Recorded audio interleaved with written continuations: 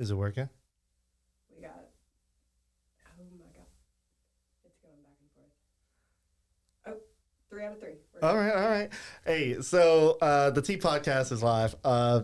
If you haven't watched our episode or our live episode in a few weeks, there's a reason why, because we haven't done one. Um, we've had some technical issues over the past month, and I have been stressing. So hopefully today is a good episode. I got some help with me behind the scenes. I have a great episode for you, a great guest, Marie Ducote. She owns Cajun Food Tours. So if you've ever have wanted to do a tour, or maybe you've been on one of the Cajun Food Tours, we're talking with Marie Ducote here, and we're going to be talking about her business and her passion for the area and all of that good stuff. The conversation is going to be great.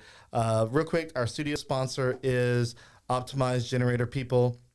Optimized Generator People is a great local company. So if you own a home and you want to have, I guess, a safety net for your electricity, so a whole home generator, if you're looking for something like that, Optimized Generator People can help you get your whole home generator set up, plugged in. It's really not that expensive in the long run, but it's like $600 to start, and then you have some monthly payments, or you can pay outright if you want to, if you're a baller. But 30 seconds after electricity goes out, this sucker kicks on, can run for like 2 weeks on a full tank, or if you have gas, or if you have natural gas, it can run infinitely, really. But anyway, we really appreciate Optimized Generator People. You can check out their website, optimizedgp.com, and enjoy the episode.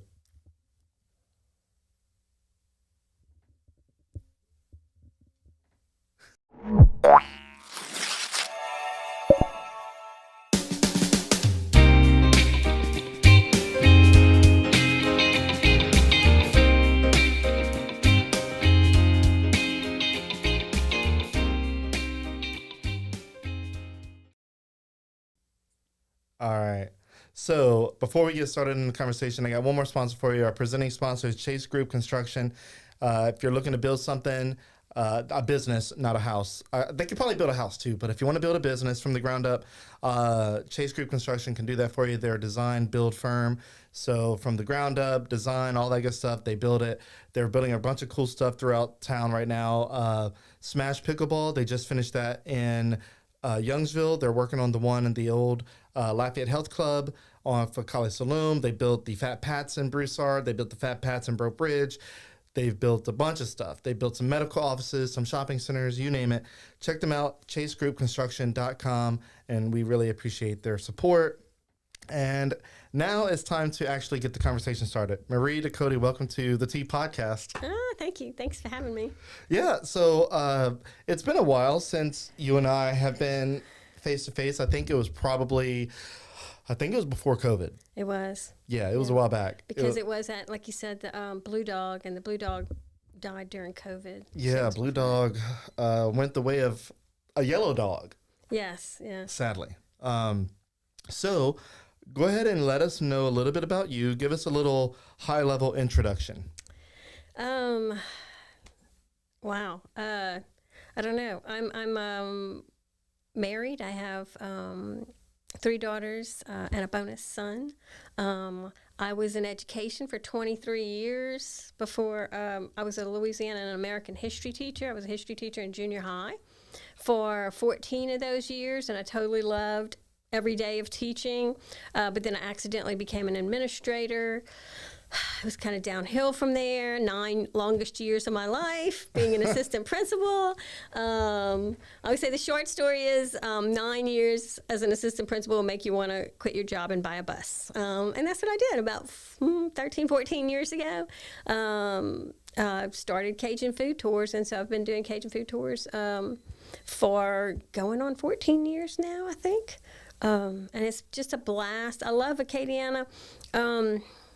Obviously, I always thought I was passionate about our culture. I was a Louisiana history teacher, so I knew Louisiana was really special, and I've grown up here, and I knew a lot of what was special about our area, about Acadiana, but it wasn't until I got to see our home through the eyes of people from literally all over the world that I really started developing a much deeper passion for for Acadiana, for our area, just for our not just the food, the people, the music, the past, just all that stuff. So yeah, I'm a passionate defender of the area, of our culture. So much so I started learning French 10 years ago. Like, the more I became passionate about our culture, the more I realized, this language is going to die with my mom's generation. I can't let that happen. I'm going to take it back, And so that's been a real exciting journey too. Okay. Well, you unpacked a lot right there in a short amount of time, which that's fair. I asked you to do that. I want to go back a little bit. You said you were a history teacher. Mm-hmm. How many years? You said 14? Right. I was in education for 14 as a teacher. Okay. Yeah. And you said history. Yes. And obviously, with what you do now, that's very historical based. You probably talk a lot about the history of Acadiana and all that good stuff. Right. And then 9 years in administration. Right. So, how long did you, when did you start teaching? What year roughly? 1990 was actually my it was not my first career.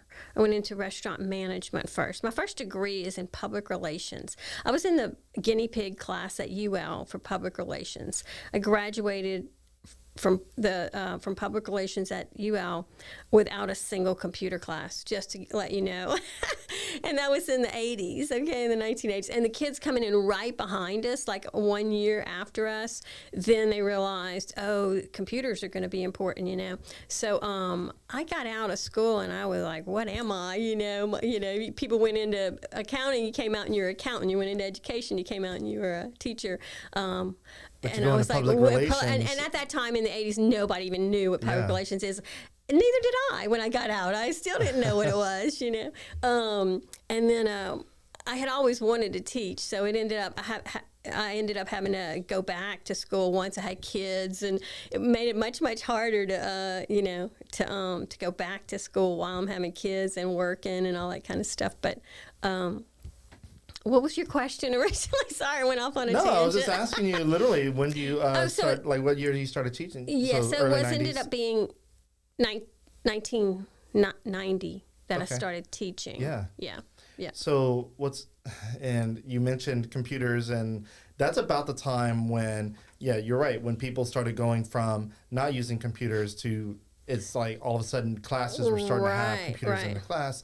I remember, I say this lightly because, I'm starting to feel the pressure of people saying how young they are, and now I'm feeling old. Yeah. So I say this to say that I remember when computers, I was in first grade, I think in 1990, 1991, somewhere in that range. Mm-hmm. And my knowledge of school literally includes computers, from the beginning. So my memory is really starting to come through in the 90s. Yeah. Because I was born in 86, so 5 years. 1991. Yeah, and we didn't have there wasn't even a computer in our school for a few years. And then there was one in the teacher's lounge, and we could go do stuff on it if we needed to, when I started teaching in 1990. It doesn't seem like that was that long ago, but how different. No, 10 years ago was the 90s. I don't know what you're talking about. Yeah. Yeah, crazy. Okay, so public relations, before the time of computers, which is weird to say, but you're kind of doing public relation-esque things now. Yeah, because, I would not, I wouldn't, as convoluted of a route I took to be where I am now, I would not change a thing. The education I got in public relations put me for the first time on a stage making speeches, made us write. It was such a well-rounded. It really got me out of my shell. For one, I was very, very timid, very introverted. I think the education in public relations got me comfortable, or started getting me comfortable. just being more of an extrovert, I guess, which would play a huge role in later being a great teacher, and then when I got out, I couldn't find a job in public relations. I became a restaurant manager. I managed restaurants, and then I trained managers and for Pizza Hut of Louisiana. I was in Baton Rouge at the time. And all that played. So public relations, there was a lot of marketing and advertising courses in there, graphic design. I mean, we took a little bit of everything in that first program. And so, a lot of that played into, I think, where I am today. Even that getting the job as a restaurant manager helps me today understanding what restaurant managers need and what the staff is going through to accommodate me and my tours and all that kind of stuff. And I just think it was all destined, it was all predestined to turn up to where I am now, I think, Yeah, no, I think that makes complete sense. I was actually going to ask you about the restaurant side of it, because being involved in restaurant management and now doing food tours, I mean, it sounds like you had this path already figured out. And not at all. I mean, no, not at all. But I think God did. I really think God did, because, when I was burning out on being an administrator, I started praying about what I was going to do next. Like, I knew I was, that I was on my last leg of doing this. And I was praying with a multiple choice list for God. Like, should I go back to the classroom that I always loved? Should I be a counselor? I love that side of, of the working with the kids and all. And just things like that. And I kept waiting for God to fire me up about something on my list right there, And when this idea hit me and it really was an idea that hit me. Like, I did not have this idea. I discovered food tours in 2010. We were on a conference. One perk of being an administrator, you get to go to a lot of school conferences, right? So education stuff. So I went to an education conference in Baltimore, Maryland, and that was the first time I ever discovered food tours. Because when I travel, I'm a history buff, right? So I like to do tours, and of course you like to eat. Right. So in 2010, when I accidentally stumbled upon that there was such a thing as a food tour, I was like, what? It's a tour and we're going to eat? It's brilliant. And it was a walking tour in one little area, the Fells Point area. And I thought, man, it's too bad Lafayette's not walkable, Otherwise, probably somebody would have done that. And I didn't think any more of it, but I did a couple more food tours that year. Well, it wasn't until about a year later, I was in Louisville, Kentucky. And in Louisville, like all the others, were walking tours, and I kept thinking, it's too bad you can't walk around Lafayette to taste everything that people would want to come here to taste, I guess, But this was like this moment. Like, I was in Louisville, Kentucky, found a food tour. Because once you've had a food tour, you never do those regular tours again, Yeah, right, So, so I took this food tour. I signed us up for a food tour in Louisville, Kentucky, and it was the first time a little bus drove up. And when that bus drove up, I was like, oh, duh. I bet somebody's probably doing that in Lafayette, And at the time, I tried to find out on my BlackBerry Pearl. Oh, wow. That's how you know. And and I was like, it doesn't look like anybody's doing that, But anyway, so we took this tour on the bus, and it really didn't occur to me until I was laying in bed in the hotel in Louisville, Kentucky, that night after the tour, and I'm telling you, out of nowhere, my 3 years praying about my passion, where's my new passion? What am I passionate about? And this year that I've been taking these food tours, totally out of left field. It hadn't even kind of entered my mind before. Those two things crashed together. I got this overwhelming and immediate knowledge that I was going to start a food tour business. And what I had was a freaking panic attack right there. But why? Why did you have a panic? Because my multiple choice list did not include buying a bus, driving a bus, or owning a business. Never in a million years did I want to own a business, drive a bus. It was just crazy. And I tried really, really hard to pray the idea away. What kept coming to me, though, was that I was overlooking one of my passions, that I'd been asking, what are my passions? And I was overlooking this passion. And then when I realized, I am passionate about our culture, then I also thought it, make our way back to where we started. my degree in public relations and marketing and advertising, and my years as a restaurant manager, and then my years teaching history, Louisiana history, that it was really meant to be, you know. And it all funneled into one, really. It really did. Because you say, being a teacher and being an administrator ruined you, but here you go. Oh, no, I didn't think it ruined me, right. Well, maybe not ruined you, but like caused you to quit your job and just, seek other other things. And here you are buying a literal bus, which buses are associated with education, and you manage restaurants, and then you essentially marry the two everything kind of together. thoughts. Yeah. And it was that's what I was saying. I wouldn't change a thing, that I did. I wouldn't change a thing that I did to get to where I am. It all played a part. And that's when I finally decided that I was going to, gave into it, stopped trying to pray it away. I was like, okay, I'm just going to try. And I was like praying, God, just please close the door if this is not really what you want me to do. And the doors just kept flinging open, like step after step.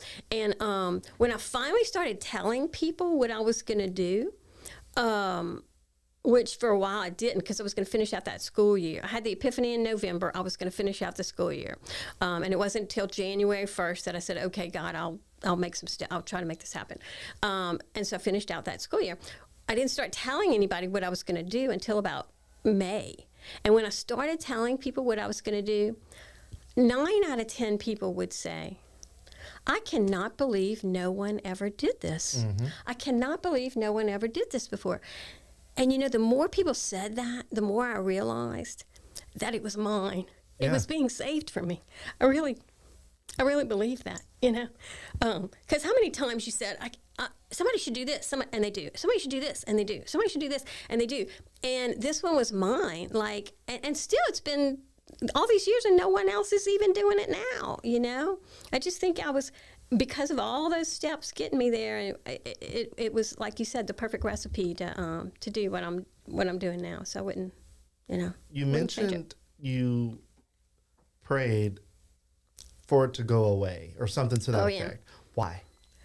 Because I was afraid of it. I didn't want to own a business, and I didn't want to drive a bus. I wanted to be on my safe little list, Right. Go get a job somewhere where somebody's going to give you insurance, paycheck, and benefits, all that stuff. Yeah. Because being a business owner is rough. Right. That's all I ever knew before was, you had benefits and you had and a schedule and all this. And to be fair, growing up, before maturing in the later 2000s, your parents told you you're not going to be anything unless you have a college education and you get you a regular job with benefits. Right. That's what people would tell you. A pension back then, get a job that's going to give you a good return. Now? Right, it doesn't exist. Not to mention how many different jobs people have now.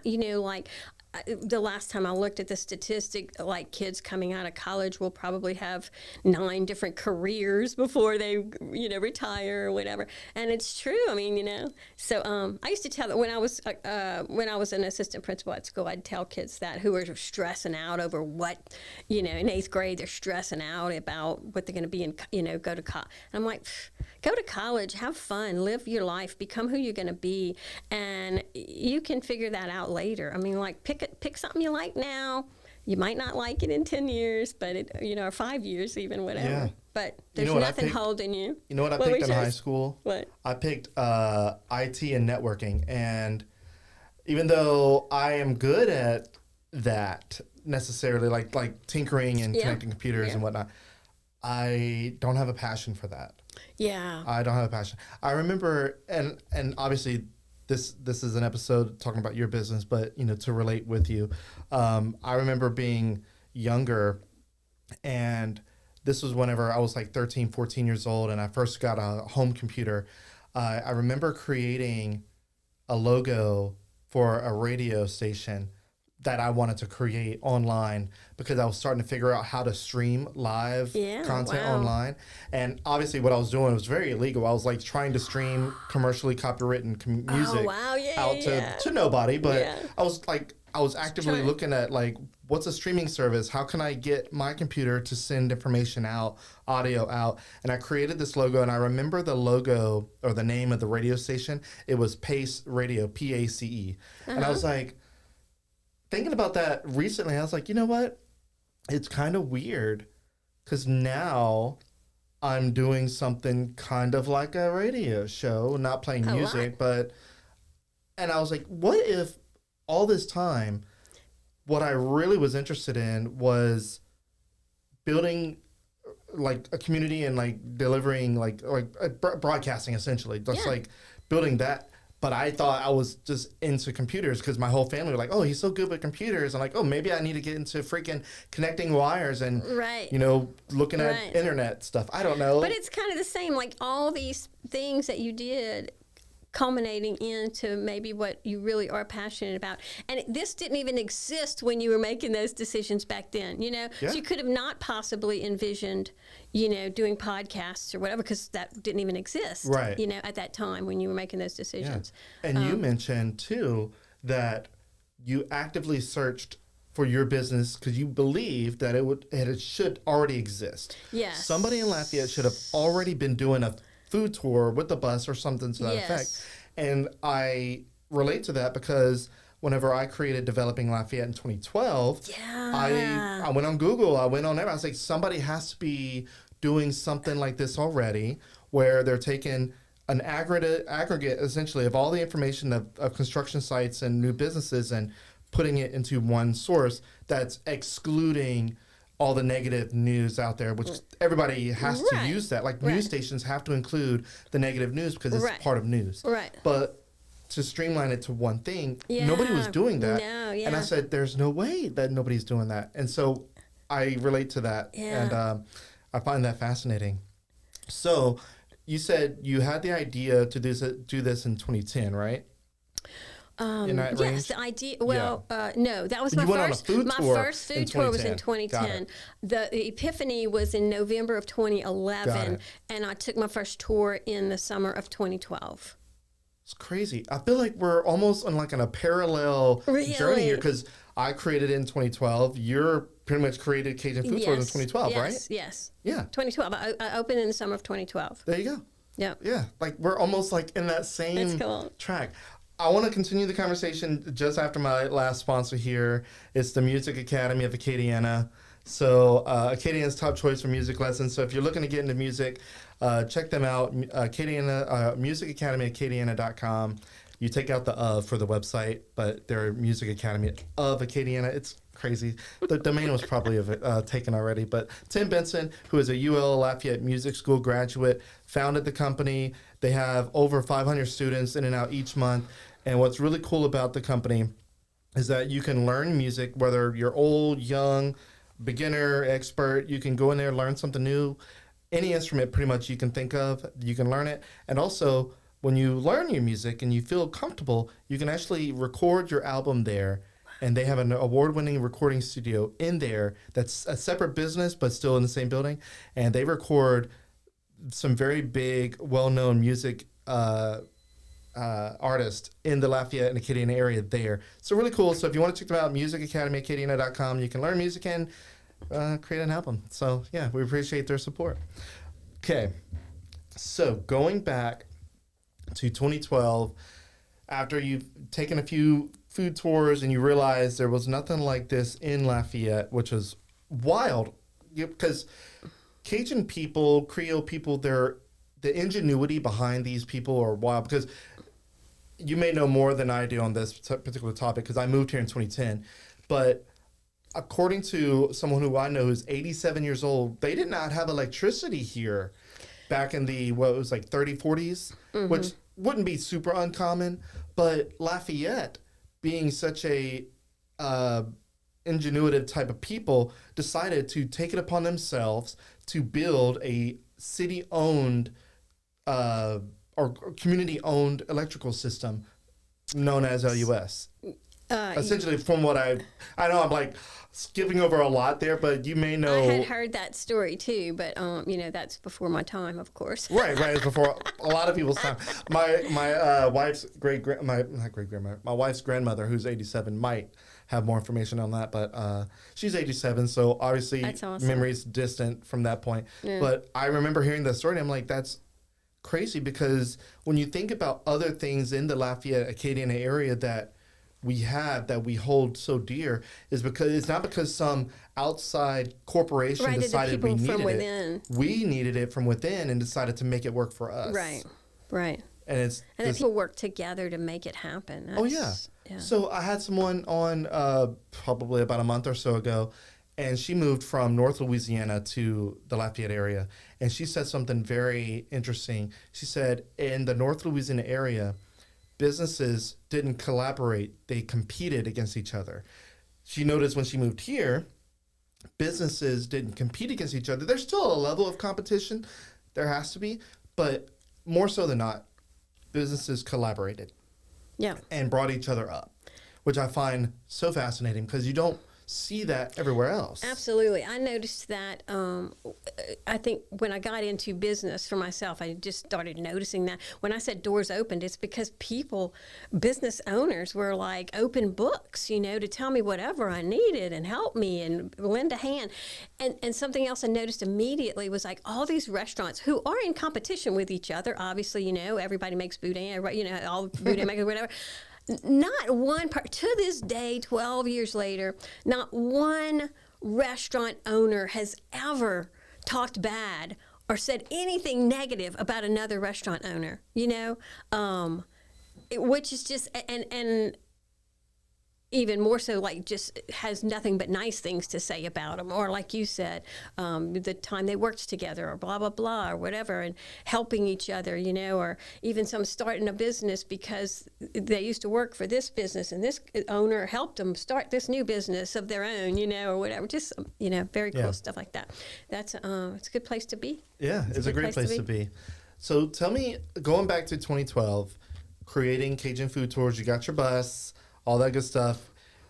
When did you start? Like, when was your first tour? Tell me a little bit about that. How did it go? Was it a catastrophe? Did it go smoothly? Like, obviously things never go smoothly in the beginning, but like, tell me a little bit about your first tour. I bought the bus like in February or March, knowing I wasn't going to start the business till the summer. And I drove it everywhere. Like, I trained myself to drive a bus. So, I drove it to church. I drove it to, and this bus that I found, like, I was just looking at buses online. Where do you buy a bus in 2012? It's like, I had no clue. And this used bus I found on, online somewhere was orange. It was orange already. I was in the process of creating my logo and stuff like that. And so I was working with this lady and I called her and said, I'm buying an orange bus. Orange is the color, because I was leaning towards reds, And I was like, the bus is going to be orange because it was already orange. And so, anyway, I'm driving this orange, just a solid orange bus all over town, getting used to driving it. And then, and then just like while at night I'm building my own website till 2 or 3 o'clock in the morning after school, because I bought this program, maybe a YouTube program or something that step by step told you, and I had no clue any of it, but I could follow the steps, Right. And so every night I would work, and so I created my first. So it's like real slow create, get the LLC and build a website and all this kind of stuff during that semester, during that last few months of school that year, and from January to the end of school, I guess. And so I couldn't really get the restaurants on board until after school ended, because I couldn't go meet with restaurant owners during a school day, and that. That 1 to 4 period is when you need to speak with restaurant owners. They're not available any other time. From like and I knew that from my 4. restaurant days. I was like, anybody wants to talk to me, I'm not, from 1 to 3-ish maybe. And so I'm planning this whole thing and haven't even talked to a first restaurant yet. But day one I was off. I was, going to restaurants. I had sent out maybe some letters or something to them. And so I started actually knocking on doors, asking for the owners. And then did my first tour by the first week of July. But the first 2 tours were friends and family.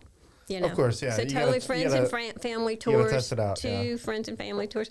This is the one thing I had been driving this bus around. The very, empty, just me pretending I'm doing tours, talking, giving my whole tour, with the headsets and everything, so I could turn it on, turn it off, say what I'm going to say, so I'd practice it in the bus. Did you sing too? No, just what I was going to tell jokes, because, whatever I was going to do on the tour, I'd do it by myself. And I will remember this, the first, when I loaded it up with my family,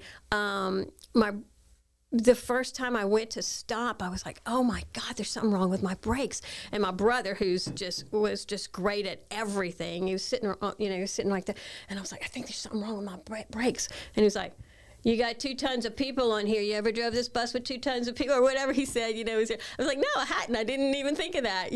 How much different the brakes were going to be when you filled up the bus with people. So I was glad it was them, and and for my brother to say, duh. We got all these people in here. What do I know?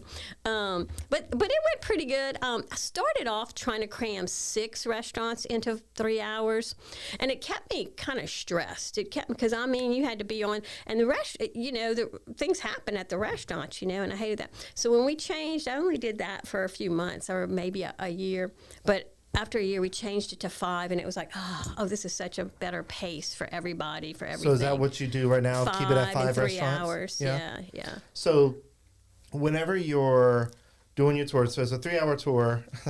Gilligan's Island. Oh, God. Sorry, squirrel. Everybody, I do it too. 3 hours. So how do you plan your tours? Like, obviously, you have 5 restaurants to fit into 3 hours. Most people, whenever they are eating at a restaurant, enjoying themselves, that's about 45 minutes of sitting at one restaurant. Obviously, you have a tour, so you do have to keep an itinerary and a speed. But tell me about the itinerary. What does a typical tour look like? Yeah, we're only going to be in each restaurant for about 25 minutes, kind of give or take, depending on what type of place it is. Like if we're going in just for boudin at a meat market, that might be a little quicker than a full-service restaurant like Fizo's, where they're going to order drinks and stuff like that, and that might be 35 minutes, because they can put those drinks in a cup and bring them on the bus after, And so I pick up the people. I don't know if you know this either. Half my business is local. When I was dreaming up this business, I was picturing all my people coming from hotels, being on, kind of like being myself, which when I took food tours, I was at a conference, I was in a hotel, so that's to me, that's where my market was. Yeah. Turns out a whole lot of locals and semi-locals, people like doing staycations from just around here, looking for something to do, coming from, Ville Platte or Homa or whatever. But I forgot the question. I'm sorry. No, I mean, I was just talking about the itinerary. Oh, the itinerary. So picking those people up, right. So those people, I'll have to assign a hotel where they have a few hotels to let them, have permission from our people to park there, and they can go wait in the lobby or whatever. Because hotels are still a good place to park and to pick people up. So I still pick up from hotels, even though none of my, nobody's staying at a hotel that day. But anyway, so I pick them up, and it's the restaurants know I'm coming. I've let it. We work with about 30 different restaurants, so I have to, decide which route we're using that day at that time, and I let the restaurants know. I have these text groups, whoever they want me to text. Some of them have like 20 people in the text group. Some of them is just let me know, the owner or whatever. So I text whoever they want me to text, and the day before. And the only reason I text the day before is because I learned real early on that when you're talking with the mom and pop little restaurants and small restaurants, they might be having the oven changed tomorrow and they're closed, or they're closing for the week for vacation or whatever. So that's the only reason I text the day before, so I could change the route if something like that's going on. That's totally fair. I mean, so like I just you said, text the day before, mom and pop businesses. Yeah, and that's who I want, know. So there's a business I saw yesterday announced on Facebook that they're closing today, just today. I'm like... I saw that. Yes, I saw that because they have a business, they were renovating or maintenance to the building or something. And that happens, a tiny little business like that, And so, and it's no big deal to me. I can do a different route, but I need to know the day before so I can let those restaurants know that I'm coming, So, So yeah, that's what it. So when we get there, to answer your question, maybe eventually I'll answer your question. So that's how, pick the 5 places, and of course they have to work out in a good route that I can go to and spend 25 minutes in each one and still make it in 3 hours. So you can't be going, oh, do you go to Karen Crow, this great place in Eunice? And I was like, no, I can't do. That's you're not driving 45 minutes out of the way. I can't drive way out of the way. So it has to be kind of a route that we're only we spend about 40 minutes in the bus on most of the routes that I have worked out. It's about a 40-minute total of being in the bus total. And then that's when you crack your jokes and all that good stuff. Yeah, and history. Like, I love to do the history. We love to talk about why the food is what it is, where, as much of the history of that dish that we know. And some dishes don't have a big history. They're new kinds of things because people are always creating stuff, which is like Cajun ingenuity. I mean, it's what we do here, and that is part of our history, is that we take what we have and we make something great out of it, and so we always get some classic, staple classic dishes, of course, but then we might have a couple that are not so classic, like crawfish nachos or something, Yeah, play on traditional stuff. Yeah, exactly. Okay, so the itinerary, 3 hours, 5 restaurants, you fit that in, 40 minutes on the bus.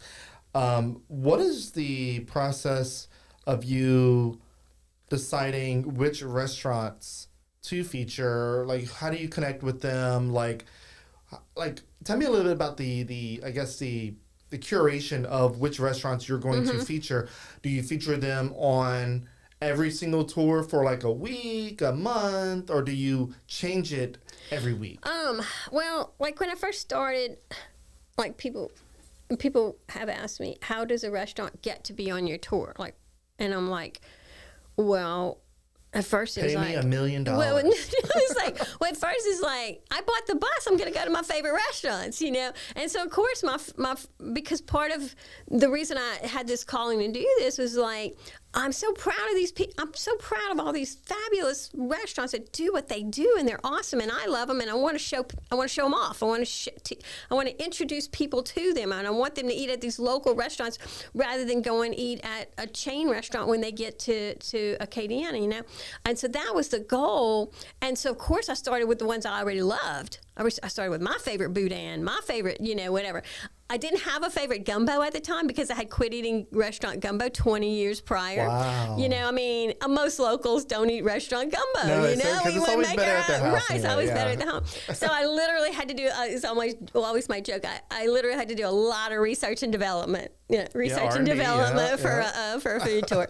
It's a tough job, It's always, so I started out with like this bucket of partners, like my favorite restaurants. Approach them, tell them what I want, tell them what I'm doing. And I mean, I wish I'd have pictures of their faces the first time I was explaining this to them. Like, nobody had ever heard of a food tour. Not one of the restaurants I approached in 2012 had ever heard of a food tour, and it was like, and then some of them you could see a light bulb going off, like, oh, that'd be good for me. Oh, that's the ingenuity that kicks in. And so some of them really got excited about it, and grabbed onto it. Some of them really took some coaxing, But those first ones that I approached that summer, if they're still in business, they're still my partners today. I started with 12 or 13 of them, I believe.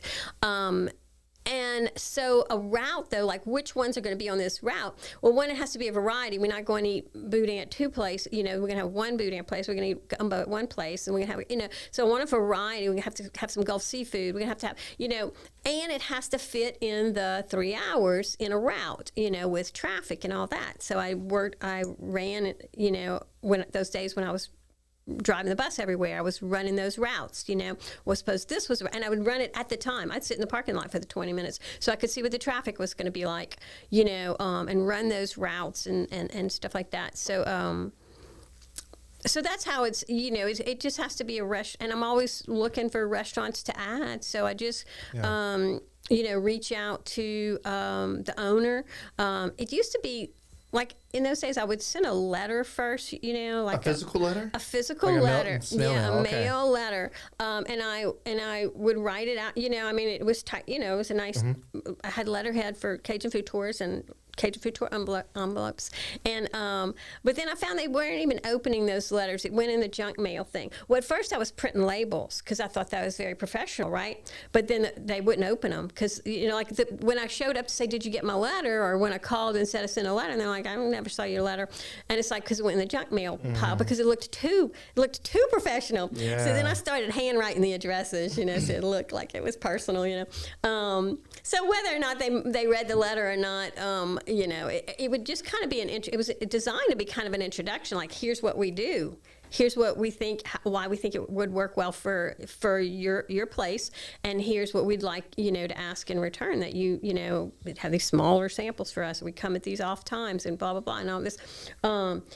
And then, so ideally still, it's great if I can, I've switched to maybe like emails or, Facebook messaging or whatever to kind of say, hey, to just kind of introduce myself and my business. And then try to get that owner to sit down and talk to me. I still really like to sit down and talk to whoever's the decision maker because I've, it is personal. It's personal to me. And like when I still don't invite any restaurant that I don't love. I mean, and then it's like, okay, there's a new restaurant. Well, I have to just go there often enough until I love it. And now I love it. So now I really want you on my tour, Yeah. And so I want to make those, just a real personal appeal to them. To become a partner.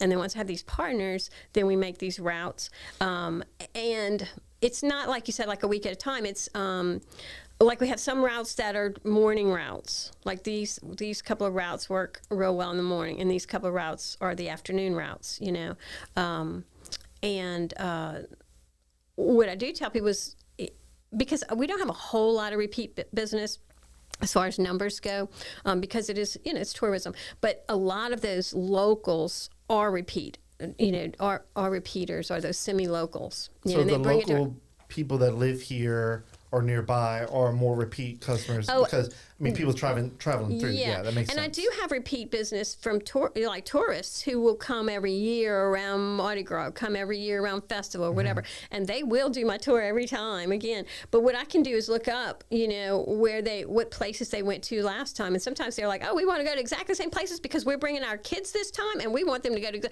I'm like, I can do that. Or we want to change up, but we want to change up some of them, so I can change some up. But overall, tell people if they, your second tour, maybe do if you did a lunch tour, do the afternoon, and you're definitely going to be getting almost all different places. So how do you go, I guess, to make sure I understand, whenever you're setting a route, a collection of restaurants that you're going to have on your tour, how do you set that collection of restaurants, and how long do you keep that? Or is it like, so if it's a lunch tour, do you have a set amount of restaurants and the ones that you like already picked for weeks or months in advance, and so when people book, that's the same group that you hit, so you know the route routine? It's pretty much stays the same with a couple of switch outs. Like there's a couple of places that are on every lunch tour, and there are a couple of places that are on every afternoon tour, kind of these anchors, because I'm really picky about my gumbo. There's only a couple of gumbos I like. So we got to, and I'm really picky about my, my boudin. I have more than 2 boudins that I really like. But so there's a couple of anchors to those. Fizzo's is one? Fizzo's is one. Fizzo's and Broussard is one. Well, you probably see my bus there all the time. On the lunch tour. I love Fizzo's. So Fizzo's is an anchor for my lunch tour. So that's one of the ones that's always on the lunch tour. And then as far as boudin goes, so Scott has a lot. I'm assuming you go to Scott for that, right? No. I mean, again, with the 3 hours, I can't go all the way to Scott to get boudin. Where does your bus route normally consist of? I mean, think about it, Ben. If I went all the way to Scott to get boudin, then by the time I got back to the hotels in Lafayette, that would be it. That would be our time would be up, So boudin, Lafayette, Johnson's Boucanière. Oh my gosh. Okay, yeah. Nunu's, I love Nunu's. We go to Young's because sometimes we're right there at Fizzo's, Nunu's in Nunu's in Youngsville. So you stay Nunes closer in Youngsville was actually the first spot I ever approached. My daughters were working for Blaine at the time, and Blaine was jumped. Like I said, matter of fact, he was the first person who read my letter. He called me. He read the letter, and he called me the day he got the letter and went, "I'm in. This is a brilliant." Yeah. And he was like blown away, and he thought it was. And it really is great for. A place like that, because Right. people will fill up I have an extra ice chest on my bus. You have one for So water for and to-go one plates? empty one. No, an empty one for buying stuff at Johnson's and Nunu's and stuff. Because they'll buy boudin, they'll buy frozen boudin Okay. to take home, Yeah. or Well, that's kind of what I meant, like leftover, like stuff they buy, Yeah. right? I mean, stuff they buy at the meat market that we go to. So your routes mainly consist of mid to South Lafayette. Is that downtown, yes.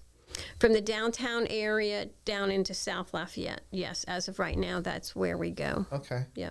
So, which makes me look. I'm digging a little bit here. I'm trying to find the nuggets. So, a very hot tourist spot in Lafayette Parish. I should say that it's still technically Lafayette. It's borderline Karen Crow, or it might be actually Karen Crow. Is Préjeans, or as the tourists call it, Prejeans. Okay, you call it what you want. Okay, this Préjeans.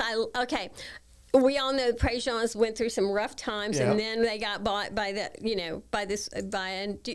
restaurateur we all love and think. So I was super excited about that. Just because, I never would go to Préjeans, even if it had been awesome. I couldn't go out there and come back. Right, it so was far. too far. There was nothing, and you couldn't make a route out there because nothing else around it. So, even though once the Metcalfs took it and it made it great. I wanted to know if it was great. So I went there because I need to tell my tourists. I always have to tell my tourists where the great places are, and I know that tourists hear about it. So I'm always wanting to say yes or no. And so soon as they reopened it, I was out there, and I was just in love with it. And I thought they did a fabulous job. And I was really excited for them and for Lafayette and for the tourists, because now it's going to be great again. And then they opened one in Broussard. Oh, yeah, right. Yeah, and so I was like, So it oh made my it work for you. gosh, yeah. So because there's no way I could have gone out there. But then when I saw they were opening one in Broussard, that actually works. So, it's fabulous. It really is fabulous. So, And it's not touristy, No, you it's have not. that little the one in Broussard, way less so, because it's Broussard. It's in the community of Broussard. It's and more the of one a in family Karen Crow restaurant. has the tree stumps and whatnot fabulous. still, or like that vibe. But I still love it. Yeah, I mean, I love it. But even maybe I even like the one in Broussard better, because it's like homey. It's just like it feels more like I'm taking people to a little hometown restaurant, which I like those. I like to have some of those on the tour. And what's good about, especially the south side of Lafayette, is that everything, as far as your restaurants that you like to hit, are relatively close. Right.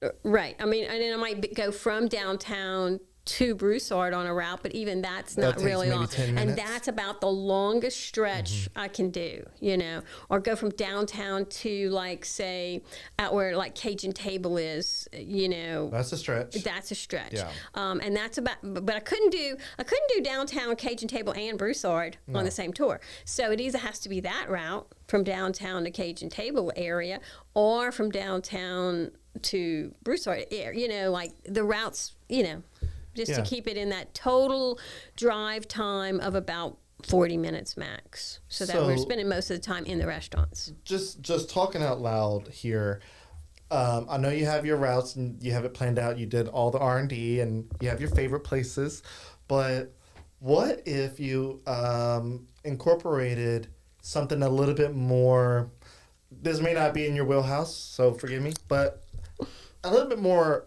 contentious, in the sense of, let's go to Scott and hit every boudin place. I've thought about stuff like that, and Because I mean, when people travel here, the first thing is like the local says, "Oh, you got to go to Best Stop, or you got to go to Kirchner's, or you got to go to Billy's, or you got to go to Don's." It's like they're all, yeah.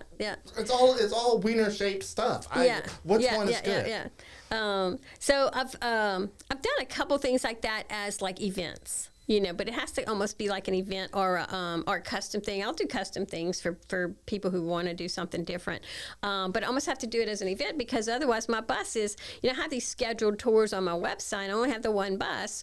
And so it's like, do you remove it from what it's doing to go, try something else and go to Scott? And even still going to Scott from like a pickup area, from the hotel area, just to get out there, is a ways. I mean, it is a little bit farther away from like the downtown area or anywhere there's like a larger collection of hotels. Right. Man, so that makes me wonder now. It's like, what does the future look like for Cajun Food Tours? Do you plan on keeping it the one and done bus? Like, but are you gonna ride this thing till the wheels fall off and it's just you behind? I'm on my second one. So you do have two. No, I got rid of the first one and I got a new one because the other one I did ride it till the wheels just about fell off. I bought it with 200,000 miles on it, the first one. Wow. So and I kept it for nine years. I got a new one during COVID, and just newer and a whole lot fewer miles on it, and then all that. And roomier inside, so we could do some social distancing inside the bus a little bit. But I reconfigured it in perimeter seating and all that, so it could still keep that vibe that I was going for. But so the future, I see, I really want to add more walking tours right now. And we do an international tour. So we do a international tour on Thursday nights where we go to different types of cuisine, international cuisine. And we have a walking tour in downtown Brobridge right now. So the next thing I would like to create is a downtown walking tour here in Lafayette. Been talking about it for a long time, just have not made it happen just because life keeps hitting me. And food related. Oh, food tour, yeah, for sure. Would like to do a downtown walking food tour. And would really kind of like to do one in Broussard. I don't know if you've been to Broussard lately, but man, you everywhere all the time, It's just beautiful in Broussard. Yeah. I mean, God, what they're doing and all with these, it's just gorgeous. And and there's a lot of history and stuff there. Yeah. And there's a handful of restaurants. I don't know there's enough yet, but I don't know, just down the line so if I'm not ever buying another bus. If you go to food tours all over the country, there are a lot of food tours. 98% of them are walking food tours, and I can tell you why. Yeah, because it saves gas. Yeah, and in the most litigious state in the union, it's hard to, So the growth that I'm interested in doing is going to be walking tours, and then possibly branching out, like you said, into being able to do a little more with the bus. Possibly offering. There's a couple of days a week we don't typically offer a tour now. That could be a day to do something different. Like I had wanted to do, and then two of the breweries closed. When I was thinking of doing Boudin, it was going to be Boudin breweries, and we had 3 breweries at the time that I had made into a route. Like we could get Boudin at 4 places and go to 3 breweries. And so I had made that route, and I had actually started contacting people. There were a handful of people in Scott who were really jumping on, who were excited about it. And then, I think there was just one that was excited and jumped on it, and no one else would call me back. No one else would return a call. When I'd show up with my stuff, and I'd say, leave my name. Can I talk to the owner? No, he's, who's oh, no, he said he's not here. That kind of thing. I get that a lot. He said he's not here. He said to tell you he's not here. Yeah, but he's here. Yeah. So I was getting a lot of that, and I was like, and then I don't know, something, run into some other wall and just drop it, puts it on the back burner for a while. But I got all that, got a whole folder of those ideas, Yeah. Okay. Well, I know we're probably pretty close to an hour or so. Okay. Well, you asked me what I wanted to talk about. No, I did. I'm about to bring it up. Okay. I'm about to bring it up. All right. I want to make sure I cover the bases. Okay, gotcha. I'm considerate here. That's what I'm doing. I'm considering the time. Okay. Because I could talk about food all day long. Okay, gotcha. And I was going to ask you more stuff about your favorite gumbo and all this stuff, but I don't want people to throw stones and all that good stuff, because I can name a few gumbo places too. But anyway, so you also have an interest in preserving the Cajun French language and culture, obviously with surrounding food. Tell me a little bit about that. You said earlier that you started learning Cajun French 10 years ago, and you've been on that journey. Like, obviously there's a reason why you want to keep it, because it's a part of our culture, and it's, you know, if we don't pass it down, if we don't learn it, it dies with our ancestors. Right. So, like, what is the passion with that? Do you include that in your food tours? Like, tell me a little bit about that. Yeah, like I started off the tours telling the story about, well, this is my grandmother's generation. My mom's bilingual, that whole generation. Then nobody speaks French to us at all. That's everybody's story. And it was very matter of fact. And the more I became more and more passionate about our culture because of these tours, because of seeing it through the eyes of other people, appreciating it that much more, that particular piece became less and less matter of fact and more personal, and really started to bother me, and at 3 years in, I just made a decision. Well, I could learn stuff. I'm going to just give it the old try, And then I embarked on like just the most passionate, difficult, frustrating, rewarding endeavor to become bilingual. And it has been it's just been awesome to become bilingual. And my goal back then was, man, if I could do this, maybe one day, if I ever get any grandchildren, I could speak only French to my grandchildren, thereby passing it on to the generation. So that was my dream. And I just had my first grandchild 5 weeks ago. So they were nice enough to give me 10, 11 years of practice, so now I'm ready, So now, the plan is I'm trying, hopefully keep my grandchildren a day or two a week if I can, and speak nothing but French when I have them alone, when I'm alone with them. So, je suis prête. I'm ready. And then your grandkids are going to be talking to their parents. Yeah, and their parents are going to be like, oh my God, what are you saying? Right, their parents won't know.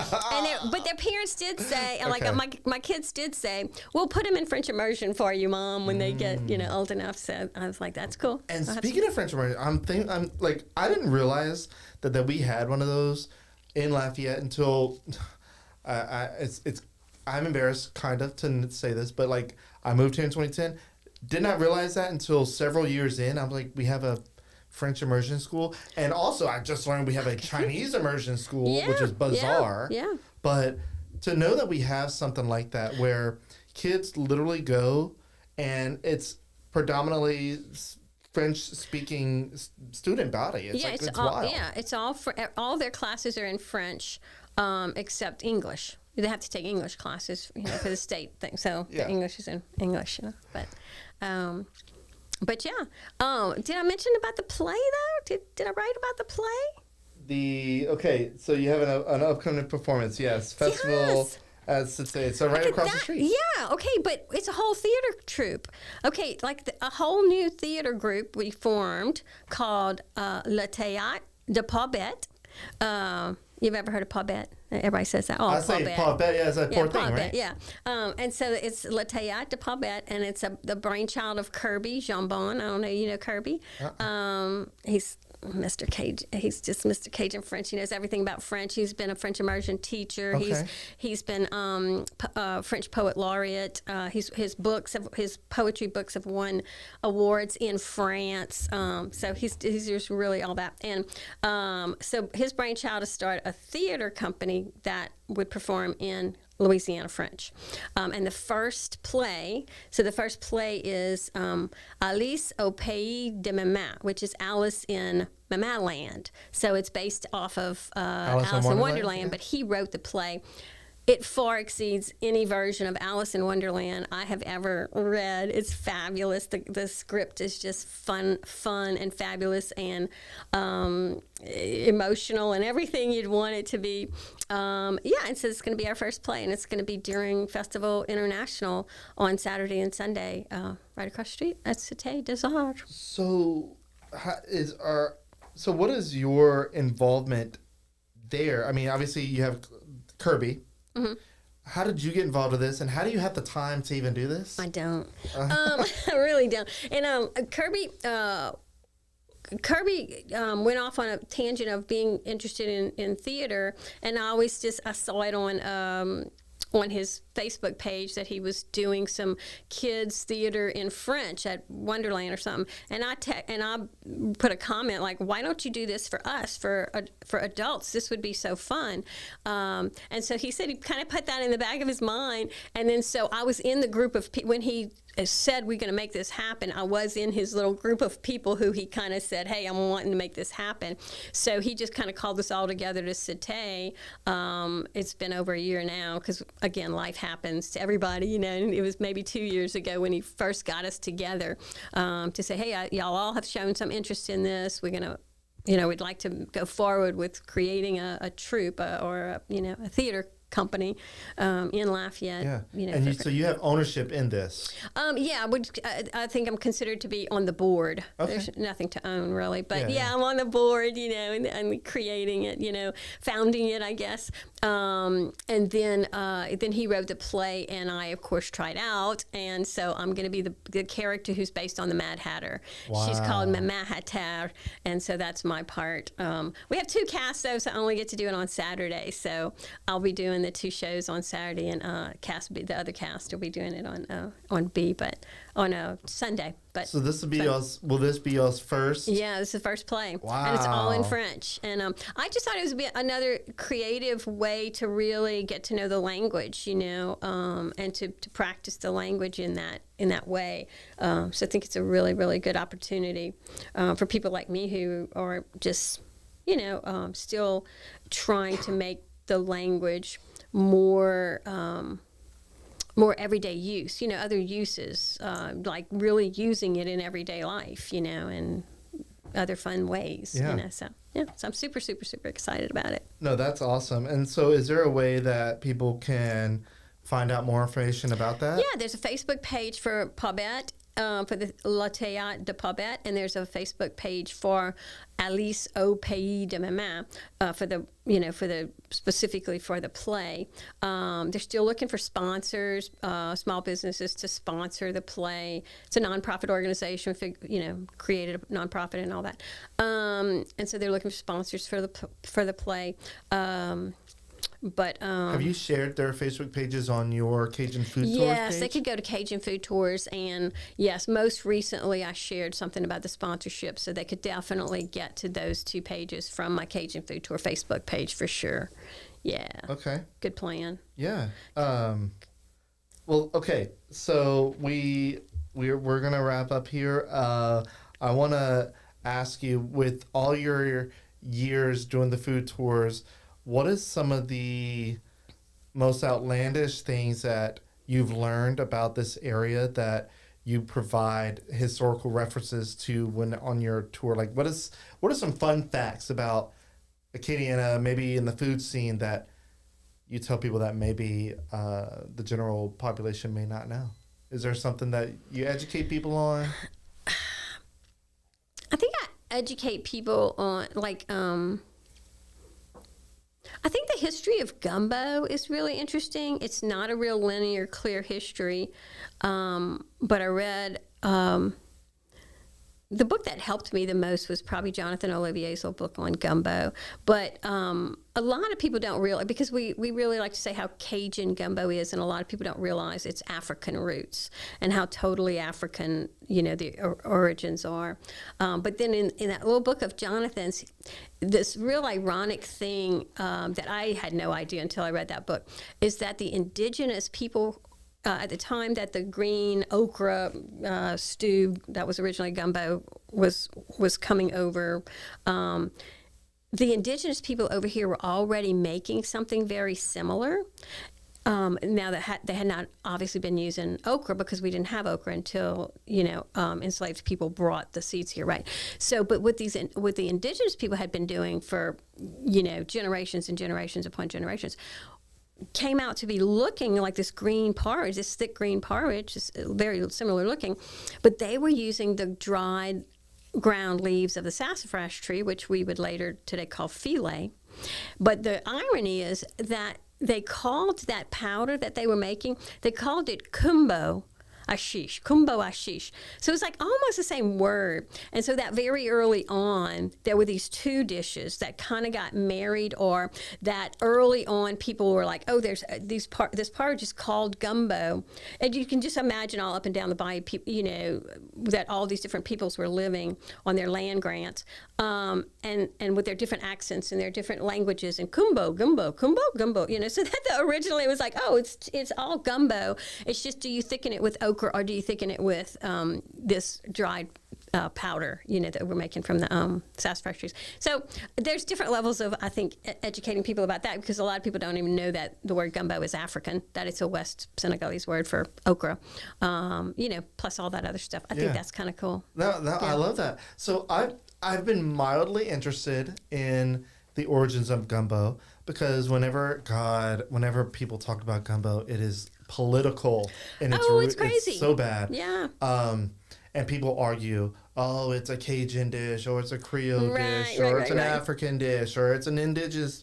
Like, at a certain point, I'm just like, you know what? I'm gonna eat this bowl of gumbo, and if it's good, I'm gonna enjoy it. Right. But then people argue, well, do you thicken it with flour? Do you thicken it with smothered down onion? Or like get beside themselves if you put, because the Creole gumbo has tomatoes in it. Tomatoes in your gumbo. Well, guess what? The original gumbo was nothing like what you're making in your kitchen either, so we can't have an uppity opinion about it like that. It's definitely a melange, a mixture of all these things, and it's definitely changed. So I don't think we can have a chip on our shoulder about our kind of gumbo. Once you realize... You're going to tell Cajun people that you can't have a chip on your shoulder. Because I used to be the same way. And what I'm saying is I used to be the same way until I really started learning about the history, and it's like, well, then where do I come on? I draw the line with those carrots and potatoes, whatever in your gumbo way up north and stuff, and they're calling it gumbo, and it looks like some kind of a vegetable soup. I'm like, okay, I draw the line there. That doesn't count at all. Because at a certain point, you can still get irate about that. But didn't Disney come out with their own recipe for gumbo at one point, probably and people so. went nuts? I bet. Oh my god! Oh my gosh! Yeah. I have my own preference of gumbo.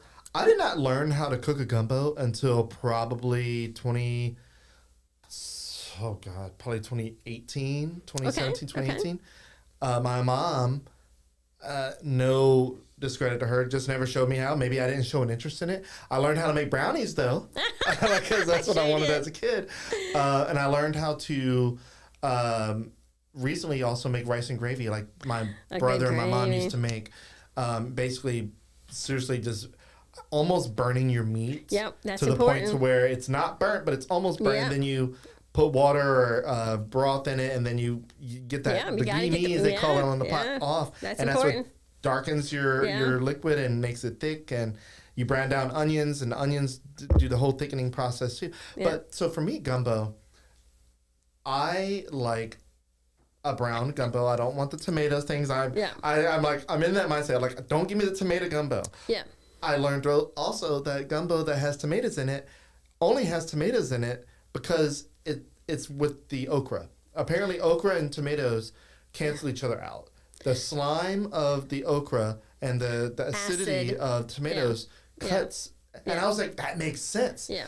I can logically understand why would a gumbo have that now, but just to put tomato puree or whatever in a gumbo that I know to be brown is weird. Don't do that. Right, in a brown gumbo. Exactly. Well, have you had gumbo in New Orleans? I've had a Creole gumbo in New Orleans. It's all lumpy. It's got big chunks of, sliced okra, and it's got tomatoes and onions, and it's totally different than the gumbo we make here. It's totally different than anything I would ever make in my own kitchen, but it's good. Yeah. And I can't say that's not gumbo. That's not fair. It's any more than the indigenous people would look at my gumbo today and say, roux, we didn't have roux. As a matter of fact, roux didn't even come along till way later. The two thickeners were the okra and or the filet. The roux didn't come along till way later. I don't even put filet in my gumbo at all. No, me neither. I don't know. I've had it before. I'm like, why do I have this? I don't use it. I don't care for it. You either like it or you don't like it. It's one of those things. Yeah, look, but going back to the chip on the shoulder thing, I don't know why, but Cajun people specifically, maybe it's a Southern Louisiana thing, But the Cajun type of people, I don't even know if it's Creole people, it's Cajun people. They are the quickest to critique and criticize Slam everybody their else's. own people. Like, oh, you don't speak French the correct way, or you don't make the gumbo the right way, or you don't brown your gravy the right way. Oh, I tell you, my own mother will like disown me because she found long grain rice in my house. Long grain. Well, we would never use long grain rice. It's freaking The rice. Cajuns don't use long grain rice. It was like they were out of medium grain, Mom. They were out of medium grain. It's the only reason. So I it's medium swear. grain? Medium I think grain. I bought long grain many times. I don't know. Medium grain. I buy jasmine rice at this point. Yeah, I mean, Because it's. But apparently- it's my own mother like critiquing us, in her own family. So, fussing at us. are you on TikTok at all? No. No? God. I mean, good for you. yeah. Okay, so on TikTok, there are creators in Acadiana that are doing a great job of promoting Cajun culture, Southern Louisiana culture, but there's also the same of there's people of whatever, if you want to call them Cajun people, they sound like they're from the Cajun area, the Acadiana area, or that person, they're faking their accent.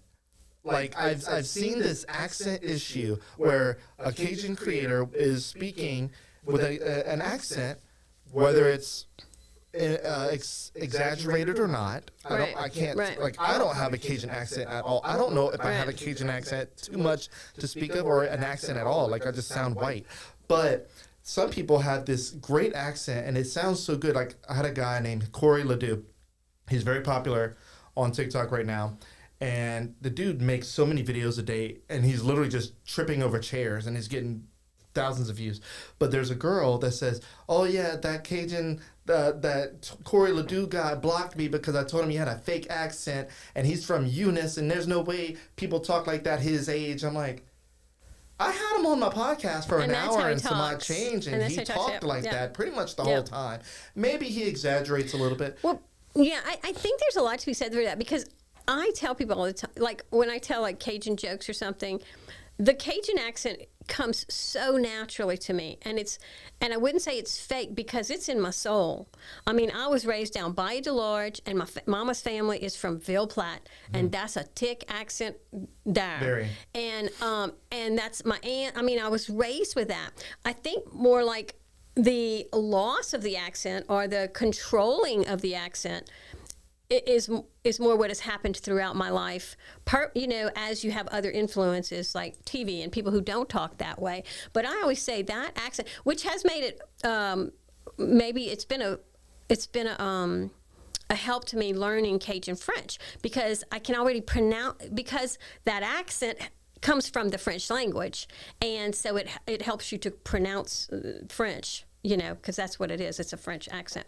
So, I don't know. I think it's important, and I love it. I mean, I think we all, to some degree, have a Cajun accent in us, and it's just a matter of, it's more of a matter of, do you hold it down, or do you just let it be? I know, for me, like I said, I don't have too much of an accent, but I noticed, especially if I'm around people that also have the same accent. Oh, yes. All of a sudden, oh my gosh, I start saying the me yes and me las, and I'm like, what am I? When I would go spend a week, at my grandmother's in Ville Platte, I had that complete flat Ville Platte accent the whole time I was there. So I actually grew up just north of Ville Platte. My grandmother and my great-grandmother were all French-speaking people natively, and my grandmother, my mom's mom, actually had to learn English. Right. She was French only. My grandmother too, yeah. And I thought it was wild because my great-grandmother, we call her Mama, and she was super French, and my mom's name is Tammy,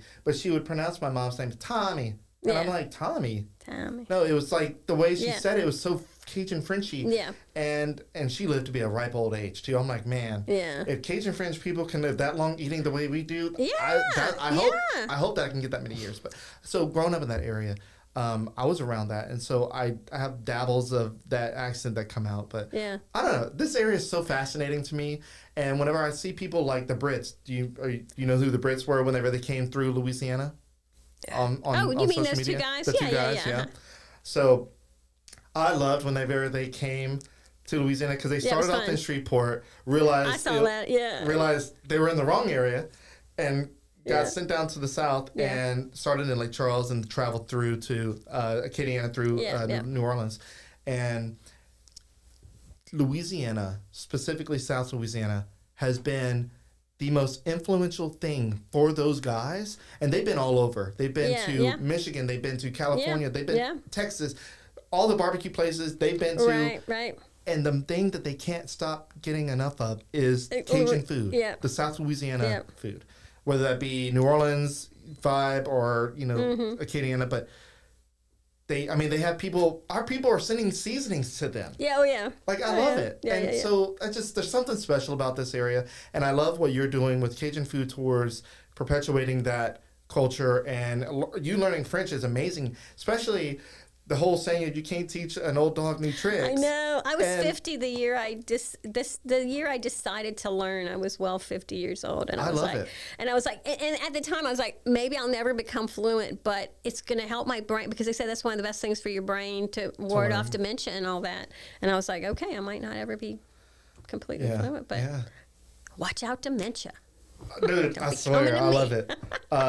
And side note, in COVID, I tried to learn Vietnamese. Ooh, I stopped trying shortly that's after. got to be a tough yes. one. I would think any of the Asian. Yeah, I Languages wanted to would learn be an tough. Asian language so bad. I'm like Chinese. We have a Mandarin. large Vietnamese population here. I'm like, I'm gonna try that because I want to be in the nail shop. Yeah, Listening. and listening. Oh, that's a But good I'm like, reason. I don't know. I got ChatGPT now. That's It a knows all the good languages, reason. but whatever. That's true. Well, Marie Ducote, I'm glad that you came on, and I'm glad we were able to make this work. I know in the beginning it was a little haphazard, and we figured it out, and I enjoyed my talk with you. Me too. Thanks. Is there anything Thanks that for we having didn't talk about that you want to mention, or you're good? I'm good. All right, CajunFoodTours.com. Check it out on Facebook, all that good stuff. And again, Marie, thank you for coming on. All right. Thank you. All right, that's it, guys. Okay. Hope you enjoyed the episode.